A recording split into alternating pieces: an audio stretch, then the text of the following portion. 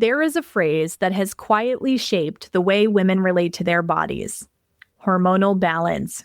It sounds harmless, even helpful, but underneath it is a story that has kept women disconnected from their own biointelligence. Because the truth is, your body was never designed to be balanced. It was designed to move, to shift, to rise and fall, to contract and expand, to speak in phases, not flat lines. And when we try to force that into balance, we don't create health.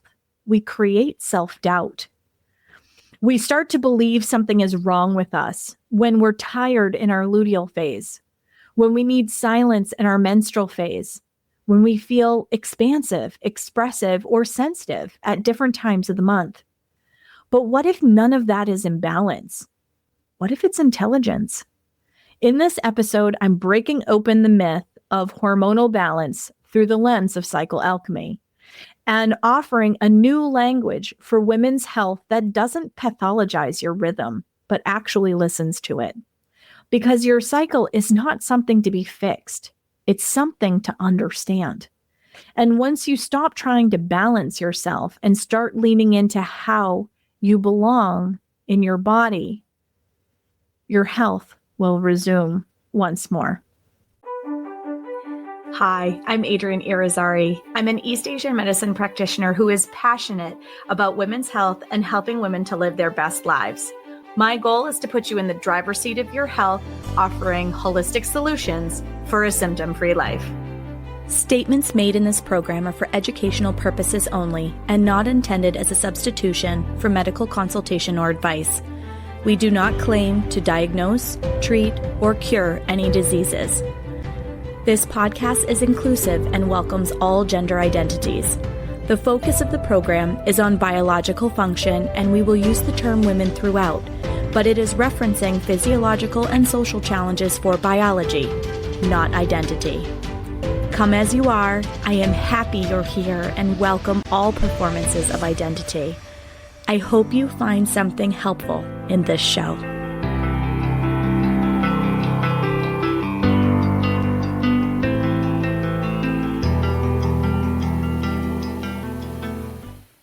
Hello and welcome back to another episode of the Reproductive Rebel podcast. I've been doing lots of interviews with some amazing voices and people, and I realized that it's been a little bit since you've heard from just me. So I wanted to make sure that you have a little bit of my voice in the conversation and not just me interviewing other people, although it's been an incredibly rich experience. Like, how many of you love the amazing voices that I've had on the show? So today, I want to talk about something that's kind of a hot button issue for me. There is a lot of language out there in social media about hormone balance. And it's talked about a lot. It's looked at in labs. We've been taught that wellness means balance. But balance just implies this insidious narrative that I just cannot stand, which is that you're broken, unstable, wrong, something needs to be fixed, and that's simply not true. Our culture tends to operate very much from a body betrays me. My body needs the doctor who acts as a mechanic to go in and fix something because I am somehow not whole or functioning properly. But that's not the case. Your body, and this is the shift that I've been making in my own work into Cycle Alchemy. I've put it up on my website. I've talked about it a little bit, but this is an opportunity for me to really tell you what Cycle Alchemy is, because Cycle Alchemy looks at the body as a rhythm, that your body is not trying to be balanced. It's trying to be in rhythm. It is trying to be in alignment. It is trying to communicate with you that something doesn't feel right. And so this whole idea about balancing hormones, like whenever you have labs done, they are literally a snapshot of the moment that they did the blood draw. Your body, 90 seconds, 90 minutes later, is a completely different composition than when you had your lab work done. So balancing hormones is a little bit of a myth. You're looking at creating right relationship in the body in order to create the best expression of health. So I want to share with you this idea that balance culture is actually a form of control dressed as wellness. So if you've looked at any of my blogs that have come out about control being an illusion and control creating imbalances in the body that create hurdles for all kinds of health, this is going to all make sense to you. If this is a new concept for you, control is an illusion. Control creates a false pretense. And the more we try to control, the more we exert energy and resources that should be going to other processes in the body, thus feeding the disharmony and dysfunction that we're experiencing that's showing up as negative symptoms. So, balance culture is a form of control, and it is articulated to people as a means to wellness. But the thing is women's bodies, anybody's body, really, any body is not static, right? Men have less of an up and down cadence to their hormones because they are not infradian rhythm beings, meaning their hormones run on a 24-hour day cycle. Women's bodies move on a 28 to 30 day hormone cycle on average. That's what it means to be infradian rhythm. It's something that is different than a 24-hour cycle. Okay. And one of the most common misunderstandings when women go into the doctor's office and they say something doesn't feel right in my body, I have the symptom that's disruptive, is that there seems to be this underlying understanding that women's bodies are more like little men than dynamic the way that they are with their up and down infradian rhythm, and that the female body was never meant to be static. We are infradian rhythm beings. Our bodies move in seasons and cycles in our life, in our lifetime, in alignment with the lunar cycle, in alignment with the seasons outside the window. We are not meant to be static. The menstrual cycle is not a flat line. It is a wave system. Your hormones are meant to work, and your flow, even your flow rate of your cycle, it comes in light medium, or it's supposed to. If not, it's communicating with you. But an ideal healthy cycle comes in light medium the first day, gets heavier day 2 into day 3, starts to come down, and then cruises to the finish line. When you have a flood on day 1, that tells a story. When your period stops bleeding and goes psych on day 3, and then it appears again 12, 24 hours later, and then bleeds for a couple of more days. Sorry for anybody who purchases new underwear and that is the bleeding pattern that you experience, but it is a communication pattern. It is supposed to be a soft bell curve expression. Healthy cycles come in kind of light, they ramp up a little bit, they start to slow down, and then they cruise to the finish line. Our entire cycle, okay, our lunar cycle, from the first day of fresh red blood until the first day of fresh red blood appears again next month, that also is a wave system where it carries different hormonal, emotional, and energetic intelligence in each phase. So, a lot of times, what is called an imbalance is often a misunderstanding of how your body is supposed to show up in each phase and how you can support your body in each phase. So, I created the Alchemist Toolkit specifically to address this need so that women could learn that they have different energetic needs, they have different energetic expression, they need different foods in different phases of their cycle in order to be as symptom free as possible. So, when we say that things are imbalanced, often it is a phrase that is like blanketing the fact that we misunderstand or we are suppressing aspects of ourself, because symptoms are communication, not malfunction. I can't stress this enough. Symptoms are communication. It is the only language that your body knows in order to be able to tell you that it needs something. I had this conversation with my daughter the other day. She was complaining about a symptom that was not feeling really good to her. And so I started asking her questions about when the symptoms started. When does it show up? Does it get worse in certain conditions?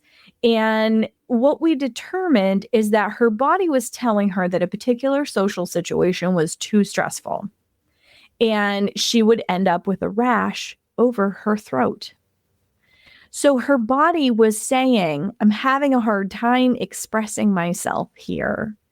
And it needed a way to offload the extra heat and energy that was happening as a result of suppressing her voice. Our cycles do the same thing. When we have delayed starts to our cycle, meaning elongated cycles, we are controlling ourselves in some way. We are suppressing ourselves in some way because our chi isn't flowing well. Our blood and fluids are not flowing well. So symptoms are not the problem. They are the language that your body is trying to desperately communicate with you in. And oftentimes we see symptoms as whispers first. It might be that there's some irregularity in your cycle. It might be a headache pattern. It might be what you chalk up to sciatica pain, but it's actually a way that your body is saying that there's a particular theme that is kind of hitting at a deep level for you. So there's lots of ways that the way symptoms present in your body tells a story. I've gotten to the point in my career, and I've always understood that emotions are a big driver of symptoms. And I wanted to work more in this way, especially since women are so emotionally in tune in my work. But what has really come to the forefront in the last few years of the work that I'm doing is that I can figure out what questions to ask somebody based on their symptoms, because the symptoms are the language. And I'm serving as the interpreter. And sometimes that means I'm asking you questions that might make you feel uncomfortable. And it's not intentional to make you feel uncomfortable. But often when I ask a question to a client, it bumps up against an uncomfortable space. It's because it hits home for that person and they might not be ready to address that topic. And that's okay. I hold space for that. But what it does is it gives us an idea of these are the themes that are creating this pattern. This feels triggering for you because it bumps up against shadow work that needs to be done, an uncomfortable space that you aren't ready to dive into. And that's okay. Maybe that's not the exact moment, but being able to notice how some of those things show up in your system helps you to figure out where the symptoms really began in the first place. Sometimes it's a tightening. Sometimes it's like I notice close to my period that if I have a stressful something that hits my system, that could be just the fact that I'm a parent with 4 children in my house and, stress happens, but I get this tightening in my abdomen just before my period starts. And it almost feels like a shiver. My low back starts to hurt, and then the cramping will begin. I remove myself from the stressful situation and that goes away. That is an example of listening when the body whispers, because I'm noticing that there is this change in my baseline and I'm acknowledging that I need to make a change before it develops into full-blown cramps. I used to be the poster child of life debilitating cramps. The emotions that we experience during our luteal phase. I just saw a reel before I started doing this recording from a comedian, right? Poking fun at all of the different faces that the luteal phase can wear. And it's making jokes out of the stories that we tell ourselves about inadequacy or imposter syndrome or, being too emotional or being irritable or whatever. But our luteal phase is like a truth teller. Where are we out of integrity in our life? Are we overextending, meaning doing more than we have energy and resources on board for? And for the majority of us, when we hit the luteal phase, that's exactly what's happening. Our body's preparing for this big process of having a period, and we're doing more than our body really is set up for during that period of time. So then we get angry. It's no different than when you're tired and you don't have the resources to do something and you have to push yourself through it anyway. There's always that conversation in your head going, why do I have to do this right now? I don't have energy for this. Or I heard a mom go, I don't have spoons for this right now. It could be something like that. And the more you push beyond, the more resentful you get, the angrier you get, right? So our body starts telling us when we get the little nudge of irritability that we're going beyond our capacity. And we just have to figure out where that boundary is. Because the luteal phase, we are powerhouse organizers and strategists and strategic planners and all of these things. Like those are skills that our brain is wired for at that point, but we have finite energy. Whereas ovulation, you can work longer hours. You have more energy. It takes longer to get to the bottom of the depth of your resources, right? So this myth of productivity and I'm going to call it that because you can be productive in a bunch of ways that doesn't require you to live in spring and summer energy and go, go, go, go, go all the time. You can be productive in introspection. There is a reason there are seasons in the year. There is a rest and digest phase in the winter. Then we come into spring and things start to burst forth and bud and prepare for the flowering and fruiting season. Then we have the flowering and fruiting season. Then we have the shedding of the leaves and the dye of the plants that grew during that year in order to go into the rest and digest before they come back up again the next year. But they always come back. We don't honor the fact that our bodies mirror nature. Our bodies are nature.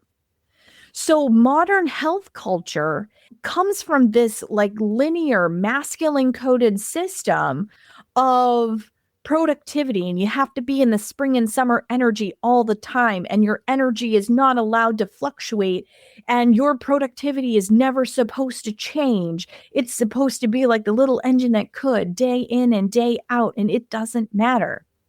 That is such bullshit, because There is a value placed on output over rhythm. And one of my favorite Lao Tzu quotes is, nature never rushes, and yet everything gets done. It is really fucking hard for a lot of us to sit still for 5 minutes. It is really fucking hard for some of us to give ourselves grace and say, I was productive today, and now I am tired, and now I'm going to sit. When we sit, we have all that shit that spins through our brain. I should be doing this. Why am I being lazy? I need to get this other thing done. I still haven't finished my to-do list. It's garbage that we tell ourselves. And it's because we are saturated in this productivity culture that demands that you feel the same way every day. But the thing is you are not a man. Regardless of how you identify and the pronouns you choose, your biology, you are not a 24-hour-day testosterone-driven human being. You are an infradian rhythm being. And because of that, you are not going to be the same every day. And productivity, according to whom? Again, we measure our productivity against this masculine coded myth that it has to be high volume, high output, high achieving, always go, go, go. But that isn't sustainable. And this is why massive numbers of women are hitting burnout. And then they're finding all of these things in their feed on social media that's supposed to help them not feel so burnt out and tired. But always, this is an attunement gap.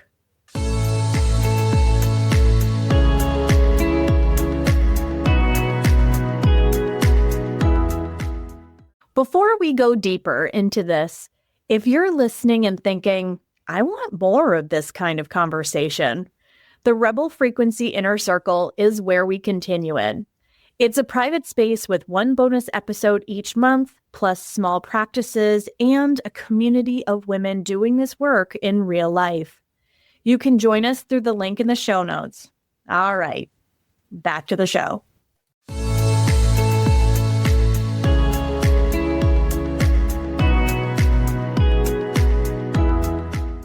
A balanced woman is often just a woman who is disconnected from her luteal phase, her menstrual phase, that inner winter, that inner fall and winter intelligence. Being able to allow for the introspective part of who we are, which honestly is a frigging superpower, by the way. Can I just mention that? Like, it is our superpower that our hormones support these incredible gifts. There is a reason why in some cultures, red tents also had this added expectation of communing with ancestors, because your intuitive knowing, your extrasensory perception is so heightened during this phase of your cycle. This is where you just know things and you don't know how you know them. And I know that this lands for some of you because you're like, oh yeah, I just kind of know things, especially during that time frame. So this is where self-authority really needs to deepen, because we tend to lean into emotional numbing to stay even. This is doom scrolling on the internet. This is alcohol for some people. This is, how can I find ways to tune out and numb out? Our culture is notoriously bad about being an escapist. And there's a lot of value on escapist culture. When we numb things out in order to stay even, all we're doing is ignoring the conversation. It's like cold shouldering your partner. Except your partner in this is the one that you're living with. This vessel that you're living in is trying to co-create with you, is trying to communicate with you. And you're just trying to numb it out. You're trying to numb out pain symptoms. You're trying to numb out thoughts. You're trying to numb out experiences and just coast through things.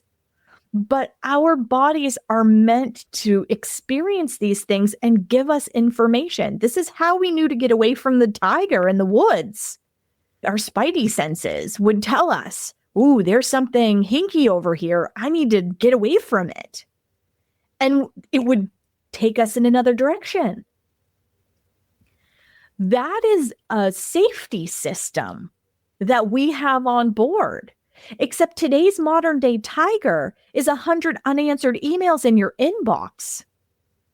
It's not an actual tiger lurking in the woods, at least for most of us.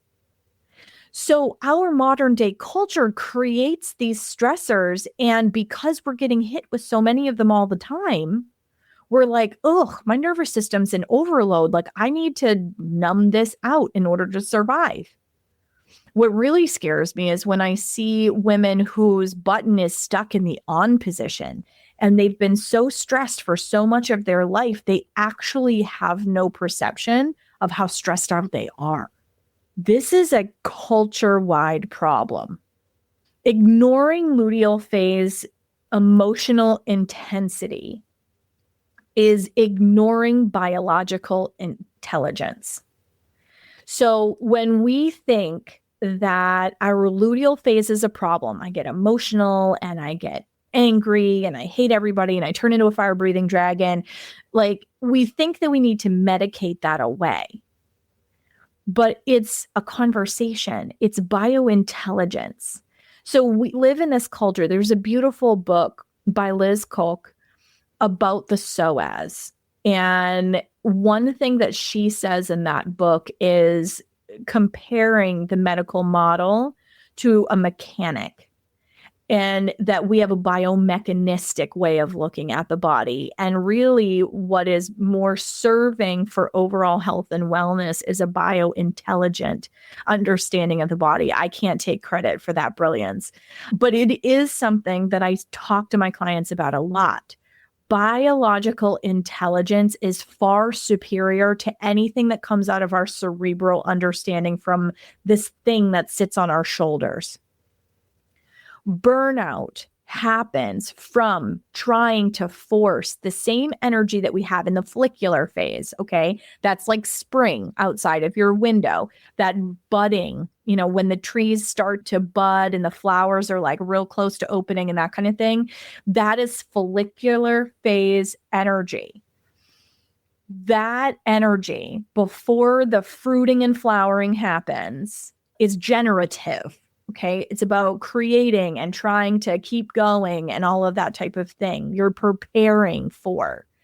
And then ovulation happens, which kicks off the luteal phase. It should be where you feel the best of the entire month. That is not the lived experience for some people, but that is what I'm talking about. It's not that experience for some people because they're overextending their energy. But when everything is in alignment, that should be where you feel the best of the entire month. And then things begin to go more inward because now you've reaped the quote unquote harvest. The egg has fully developed and it has been released from the follicle. And now you're in luteal phase energy. When we're trying to be productive, create, produce, generate all month long, we overextend what we have for resources on board and energy on board in the luteal phase of the cycle because we're not supposed to keep churning like that. Then the self-doubt starts to come in. We hit the luteal phase and we start doubting. Is there something wrong with me? I can't perform like I did earlier in the month. There's got to be something wrong with me. There's nothing wrong with you, my love. nothing wrong with you. It actually is showing me that you have a healthy expression of your hormones, that you are starting to feel more inward. You do have clearly more finite energetic resources the closer you go to your bleed again. And we begin to lose trust in our inner signals because we normalize this suppression. And in doing that, we abandon ourselves because you know deep down that being overbooked that day on day 21 of your cycle is going to feel horrible by the end of the day. But instead of honoring that, you should only work until 2:00 that day, but you work until 7. That's what I'm talking about, where your biological intelligence, your body is saying, I have this much energy. I can show up in authenticity, in energy, in the ways that I need to show up. I can do that, but only to a point. Then I'm going to need you to pull inward and you're going to have to rest. And what we do is we just keep trying to go because I had one more thing I got to check off on my to-do list. I just have to finish this project.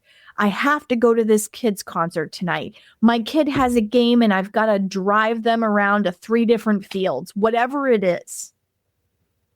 And you just keep going.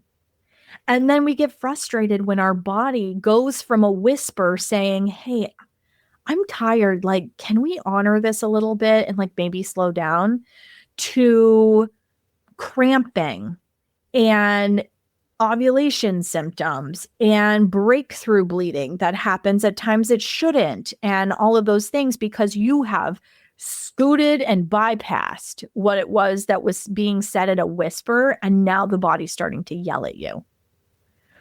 So balancing hormones is a fucking myth. What it is hormones express themselves based on inputs. I did a reel about this a little while ago. Is your hormones show up based on how rested. I'm using this whole idea of rest and being well rested, right? Because this is something we can wrap our brains around. When we work an 8-hour day on 4 hours of broken sleep, we show up and we do the bare minimum, right? Because we just have to get through the day, but the whole day you're thinking about going to bed. Let's be real. When you have solid night's sleep, whether that's 8 or 10 hours for you, doesn't matter. For me, 9 hours and 15 minutes seems to be the magic number these days. But if you get a good, solid, uninterrupted night of sleep, you can hit the ground running in that 8 hours that you are at work, regardless of where you are in your cycle. Yes, that will influence this expression a little bit, but you're going to feel better. Why? Because you've had sleep. This is like people who get hangry. If you're hungry, you get angry because your body is saying, girl, I told you, I need something. Please, please feed me. And now you're not listening to me, so I'm going to get madder at you because you're not listening to me, okay? If we think about it like that, the goal is not balance. The goal becomes a relationship with rhythm, an attunement to what it is that your body is asking for when it asks politely. I mean, this is like anybody who either has partner or kids or, any sort of relationship dynamics. It's totally different when you say, hey, can you pass me that fork, please? And they just hand you the fork. And the opposing narrative here would be, please hand me the fork. The person stays on their phone, continues the conversation, whatever it is, and isn't listening to you. And you say, please hand me the fork. Still no response. No acknowledgement that you have said anything to them. Hand me the fork. And the police might come out of it. Do you see how that escalates? Your body's no different. It tries to ask you politely, and when it gets bypassed for too long, then it gets pissed. This is no different than any other social interaction that we have in our world. So your goal is about creating a relationship with rhythm, with the phases of your cycle, understanding that each phase has its own intelligence. The follicular phase is emergence, it's clarity, it's new direction, it's that bursting forth energy that I was talking about. It's budding, it's preparing for the full and complete offering. Ovulation is expression, connection.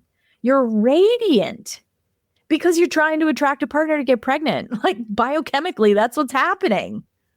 The luteal phase is about discernment. It's about boundaries and emotional truth. And this is where we get quote unquote PMS and bitchy, is that we have this discernment that comes with our hormone changes.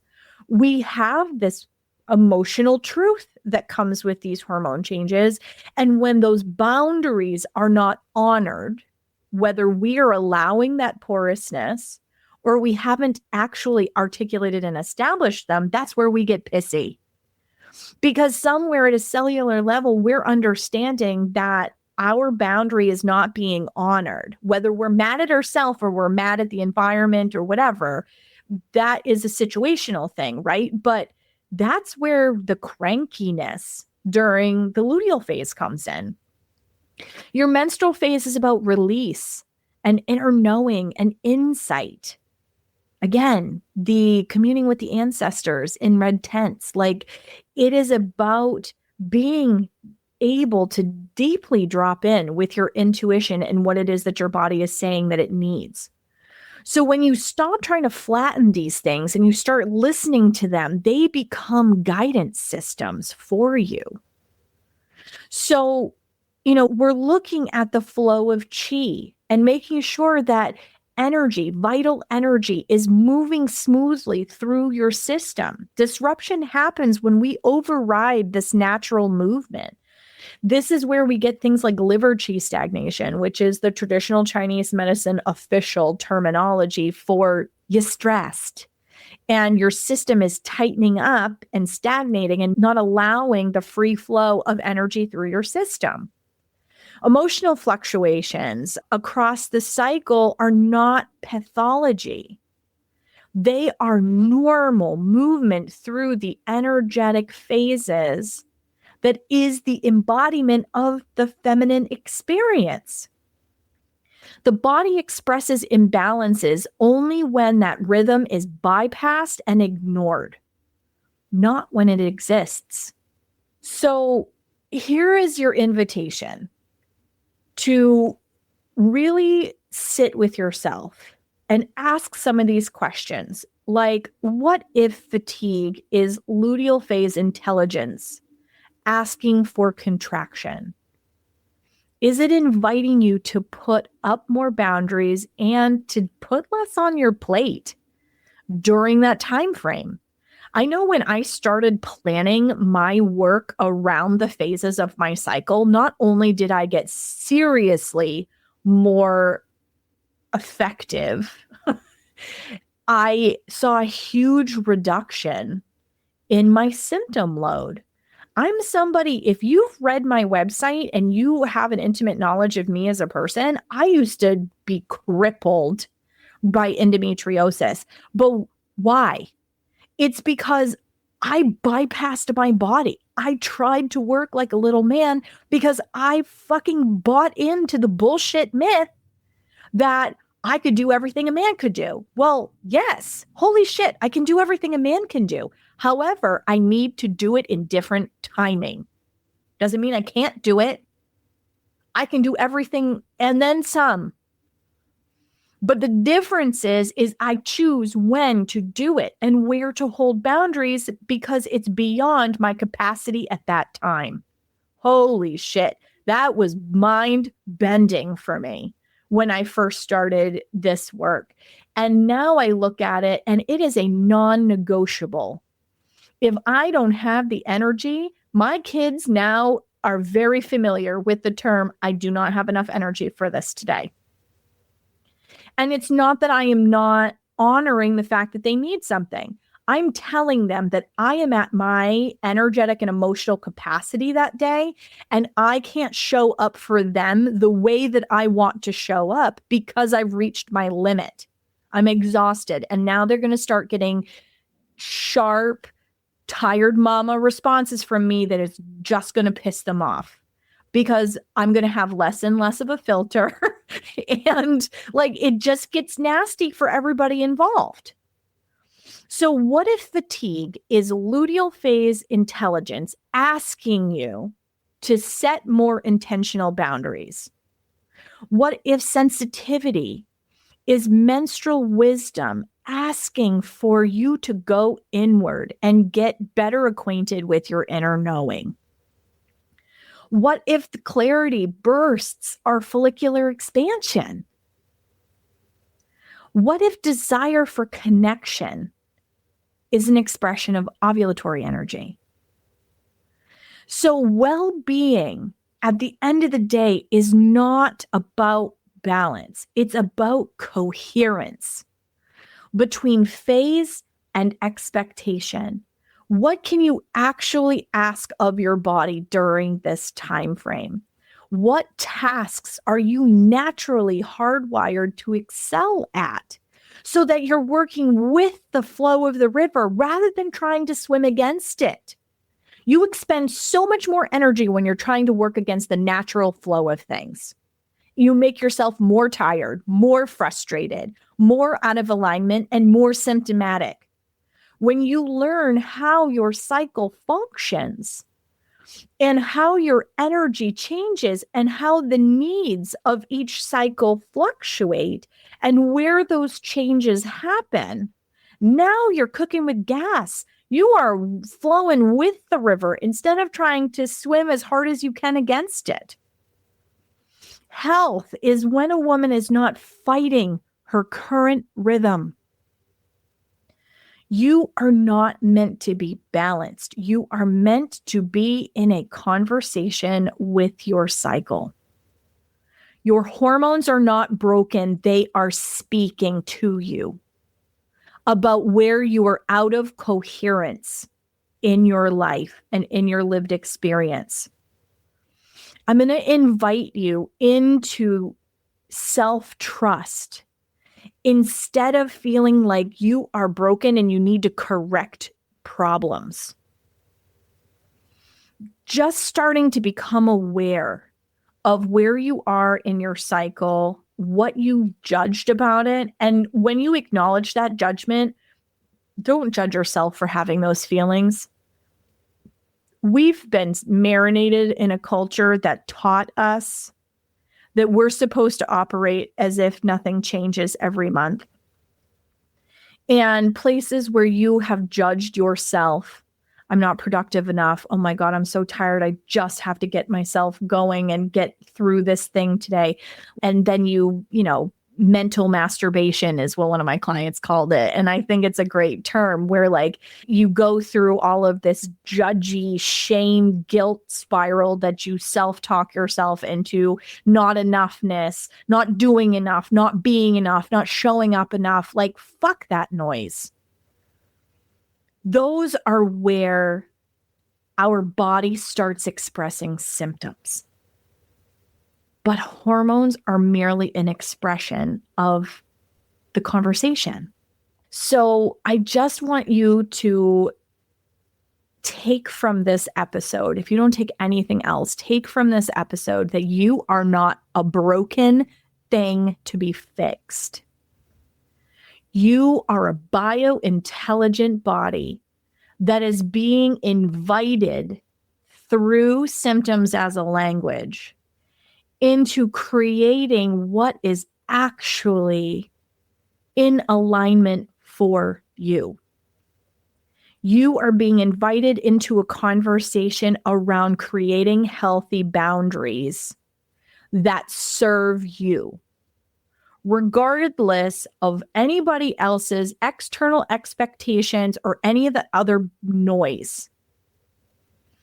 When you quiet your mind and you drop into your body and you ask her, does this feel good to me? If the answer is no, don't do it. Because it means you're pushing beyond your capacity in some way.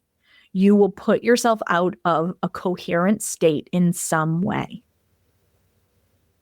If you want more specific guidance around this, you can always start with the Alchemist Toolkit. It is a really comprehensive look at where is day one of your cycle, what are each of these phases, how do they work, how do I support them? But if you really want transformative one-on-one change, please reach out to me. I love having these kinds of conversations. Yes, sometimes I ask questions that might challenge you a little bit, but it's from a loving place of helping you create a different relationship with this vessel that you live in. I spent so much of my life living in this body betraying me understanding. And the more I believed it, the worse my symptoms got. And that is exactly why I am a cycle alchemist now, because it's really about changing the conversation that your body is not the enemy. It is not betraying you. You can trust it. And it's merely trying to have a conversation with you. Thank you so much for joining me for this episode. I hope that it left you with something nourishing and empowering. Please check out the resources that I referenced because they are there to help you to thrive instead of feel like you just survive like so many of us do. And until next time, everybody. If you're listening to this and feel like there's still something here for you, like the conversation isn't quite finished in your body yet, that's exactly why I created the Rebel Frequency Inner Circle. It's a private space where we go deeper with one bonus episode each month, small ritual practices, and a community of women who are actually living this work. It's just $5 a month. You can join to the link in the show notes. Come stay in the conversation.